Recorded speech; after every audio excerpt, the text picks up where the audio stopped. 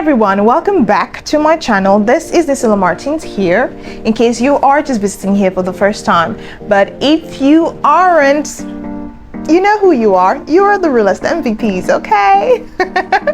All right, I'm not going to be doing any movie review or whatnot, okay? I'm just going to be chilling and just being personal. I thought about having a segment on my channel that I just name 2 cents. If you check out my YouTube display art, you will see that I'm all about media, entertainment, self-development, but I feel like I shouldn't have niched down yet, right? Because I'm new. I don't know what kind of audience I'm going to attract, so why niche down? And I'm thinking to unniche, right? I think, is there any word like that? I'm thinking to unniche, right? And just discuss anything. Anyways, today I want to give you my 2 cents, right? I'm going to be doing this often. I, in fact, will name a segment on my channel 2 cents, and that is my self-development page. 2 cents is going to be all about me being vulnerable about myself, what I'm doing on a day-to-day basis in order for me to get to where I want to get to in life. And I know that there are certain groups that come together in order to make themselves accountable, and I want this segment to be a way where we can both be accountable for our lives, right? You can come to me, share how you've self-developed, what you're going through, your limitations, what you've overcome, your success, and that in one way can inspire me, right? And I will share my own 2 cents, and that can inspire you, right? Okay, so we're going to be diving into 2 cents right now.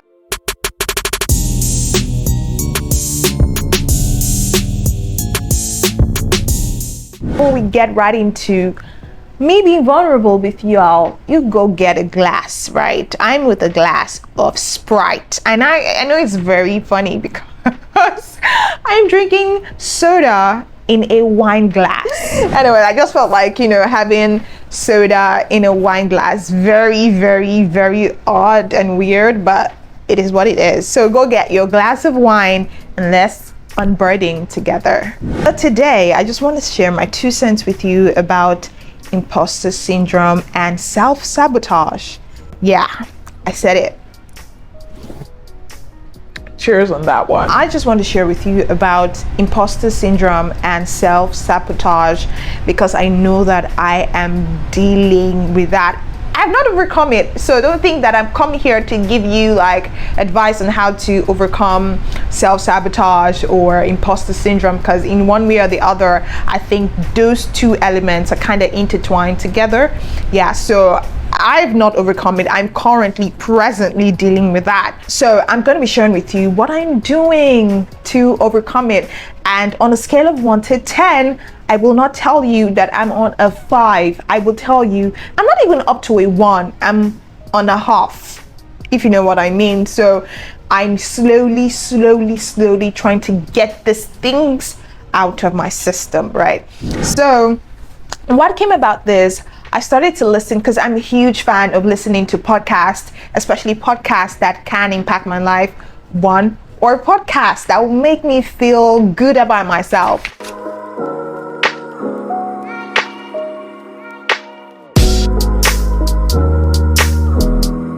I was listening to her on YouTube. I'm quite motivated because I listened to her conversation that she had with Stephen Bartlett, Diary of a CEO, and I was quite impressed that 2 years ago in 2021, right, she had a conversation with Stephen Bartlett, and she was a young CEO, 24 years old. I mean, that's a queen. That's a queen. That's a queen. Okay, so back to what we are here. I like Grace Beverly, and I just started, when you start to like someone, you just want to know much more about them. And then I went on YouTube, I searched her name, and then I saw a part of her YouTube content where she was talking about imposter syndrome. So today I just thought about, why don't I share with you all my struggle with imposter syndrome and self-sabotage. I'm very clumsy. I don't know how to script Funny, I've always, if you watched my first YouTube, my introductory video, you see how I'm a huge fan of Kelechi Mbemena, right? And then she, on one of her episodes, she taught me how to script. And I still do not get it. I don't think everybody's up for this script writing thing. See, it's not even aligned.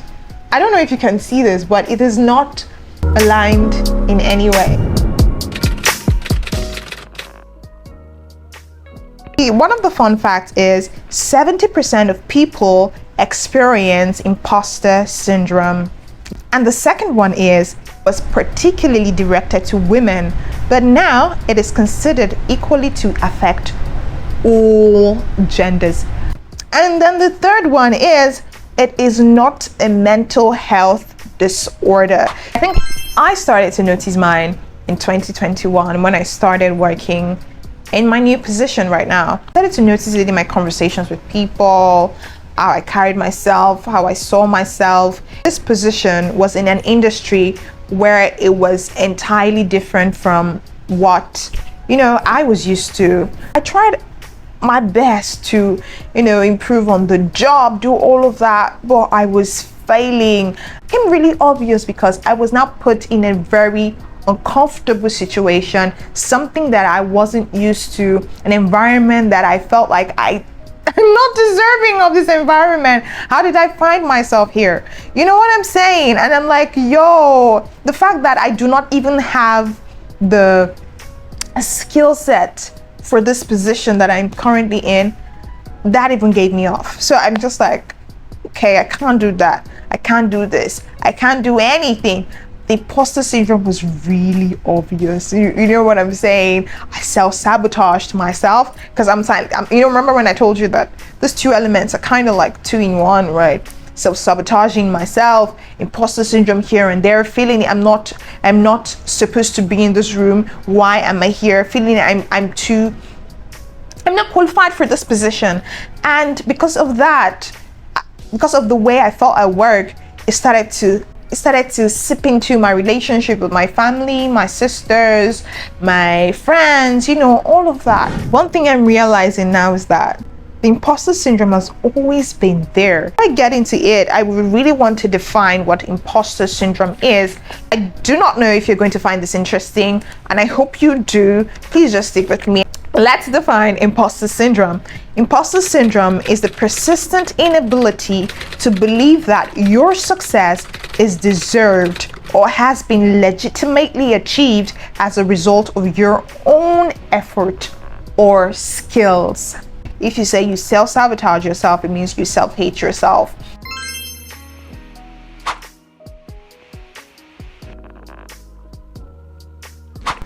If you are in this category, just know that perfectionism is an illusion, right? You cannot get to everything 100% done or 100% flawless. So you have to work on yourself, because truth is, everybody experiences imposter syndrome. You just have to find a way, a different perspective, a different way to look at it, right? You have to find a different way to look at life or the outlook of life. So if you keep on feeling pity for yourself, my dear, you are running at a loss. Use imposter syndrome as a booster to push you forward. Like I said, do not seek external validation. If it comes to you, fine, but you have to be your own motivational speaker. Again, know this, do not compare yourself with other people that have been in the industry way longer than you, or I'm talking specifically to work. And don't beat yourself up. Do not beat yourself up. Identify areas that you need to grow and be intentional about doing it. Do not feel motivated to do it. Do not feel inspired to do it. Be disciplined enough to do it, right? Don't say, oh, I feel like taking that course. I'm not saying you shouldn't feel it. Yeah, it's good. Be disciplined enough to take the course and do what you say you're going to do. I'm talking to you. I'm also talking to myself. Okay, because there are a lot of courses, right, that I haven't done. Yeah.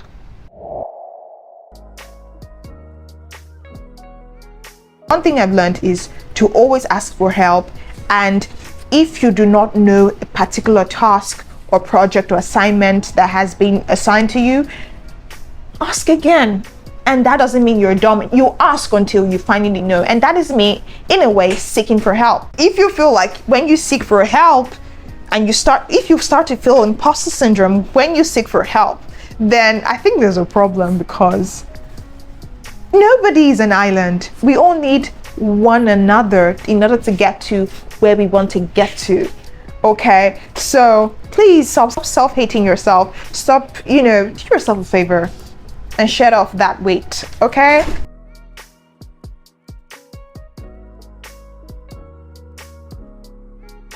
So I've been the expert, and I felt inexperienced. I felt unknowledgeable. Remember when I said that if you do not know a particular thing, ask until you know it. And this is how I was feeling until I also listened to YouTube videos. Like, I listened to multiple YouTube videos to get me where I am at. And I will ask you and keep asking you and keep asking you until I know. And even if the imposter syndrome gets in, even if I get insulted in the process, I change my perspective on this whole thing, right? I change my perspective that even if I get insulted, I'm getting insulted for the better. At the end of the day, I get to know this thing. I get to know the job. I get to know this thing. I would, one way or the other, sieve out every negativity from my bones in order for me to know what I want to know, or in order for me to learn what I want to learn. Now, let me move on to imposter syndrome that I felt in romantic relationships. Like I read Africa Brooks, conversation with Stephen Bartlett, and I realized that I am Brooke, I in Africa, we are one in one, okay?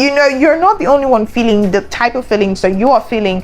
And I think that in one way she articulated my thoughts into words. What do you still self-sabotage with? Romantic relationships. When someone is trying to get close to me, I will immediately start to feel suffocated. Like I need to find something wrong with you so that you don't get too close. Even if I want you to get close, part of me doesn't want to be vulnerable, because vulnerability means being exposed. It's a feeling of, if you really get to know me, you might abandon me. There is still those sort of traces from childhood that have that voice that say, if I really let you in and you actually get to know me, you might abandon me. So what I need to do, I need to find a way to get in there first and abandon you before you abandon me. So when I finally get to know people that like me, for me, I'm still like my flaws, like me, just for me, I don't have to be perfect around them, I'm shocked. Really, I am embarrassed, because I'm not used to having good people really like me, right? People that I want, it's a different thing when you want somebody to be your friend, right? That person doesn't have to be perfect. You just feel like, oh, I like this person, right? You never walk up to them to, say hi and start a conversation and, one way or the other exchange numbers and then be friends. Because you feel like, oh no, if I get to finally know her and then we get to know each other, she might not like me. Or in certain scenarios where they come to you and they want to be friends with you. Okay, let me personalize this. They come to me and they want to be friends with me, but I'm just like, no. You will not like me. So I hold back a lot of my personality so that you do not get to know the real me, right? I do that a lot, actually. And it's one way that I have been self-sabotaging because of my imposter syndrome. Like, you owe yourself to always think about the highest versions of people for your sanity. Honestly, when you get this right, you'll be living a peace-free life. I swear to God, peace that makes no sense. If you try as much as possible to always be positive about people, you would live a peace-free life. And I started to, view God as, that like a person. God will not like me. It's a long time I've been in church. It's a long time I've prayed. It's a long time I've read my Bible. The relationship with God would, that kind of thing. You start to shy away, you start to move away from God because God never moves away from you. I believe that. And, all due to imposter syndrome. So if you give up on yourself, who else will help you? You are you. You are the only one that can help yourself. So when you give up on yourself, who else will help you? The things that I did that got me through all of this is, one, self-awareness. I realized that, okay, it became very predominant in 2021 that I had imposter syndrome, hence was self-sabotaging myself, which is affecting my career and my life, everything. And I had to trace it back to childhood, teenage years and childhood, and my relationships with people. And I realized that this imposter syndrome has been very, very, not really predominant, but now it is very pervasive. And I'm like, okay, we need to find a way to deal with this thing. Okay, I did not know that this is me, but now I realize that, okay, you have imposter syndrome and now you have to deal with it. It was me realizing what the problem was and now seeking solutions to that problem. Okay, so me realizing it is the first step. You know that you have imposter syndrome and you're ready to deal with it. That is very important too, because some people can want to wallow in self-pity and just want to, because sometimes self-pity can give you this comfort that this comfort of you just, there's a comfort that self-pity gives you. Like there's this negative affirmation it gives you that you feel like, okay, you deserve to feel the way you're feeling right now. Scrap that. Okay, if you want to be successful, if you want to move forward, if you want to be happy, if you want to live a life of peace, you want to tarnish every problem, every limitation that would make you achieve that. So you need to be self-aware. To communication, I had to communicate with, like I said, I have my sisters, I have a community of people that I engage with that would always affirm me, that would always say, okay, no, Nisola, don't do that, you can't do that stuff. And so I had to communicate with people, make them know that I'm accountable to them, so that when I go off the rails, they will be able to put me right on track. Oh wow, my glass is half empty. I hope yours is half empty too as well. The third one is affirming yourself. You owe yourself the duty to affirm yourself, even before you get external affirmations from people. Okay, so that is that. When those thoughts come, when you start to feel less valuable, you need to tell yourself, no, I am not that person. I'm the man for the job. I'm qualified to be in this space. I'm qualified to receive the love that I'm receiving right now in my romantic relationship. I believe that I can have such friendships. I believe I can have good health. I believe that I can drive that particular car. I don't know, there's so many affirmations. In fact, I'm just talking about affirmations that concern me right now, because that's the thing I can think about here. Can we cheer and empty our glasses at the same time? Let's do this on 3. 3, 2, 1.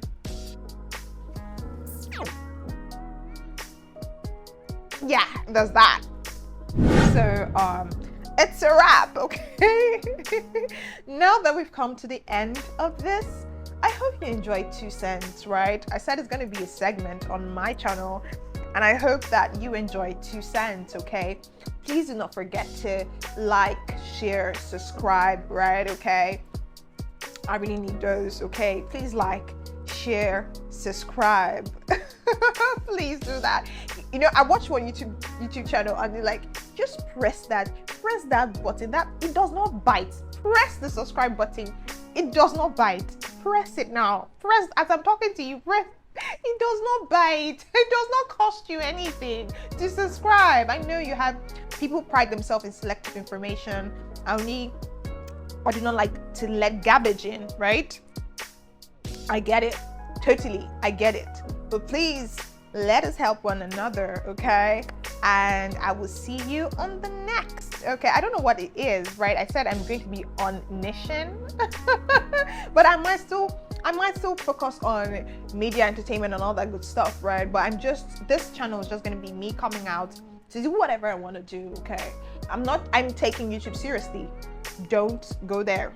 I'm taking YouTube seriously, but I'm going to be doing whatever I want to do on this channel. So if you like what you see, if you feel like you can relate to what I'm saying, okay? Why not just, let's hang out together.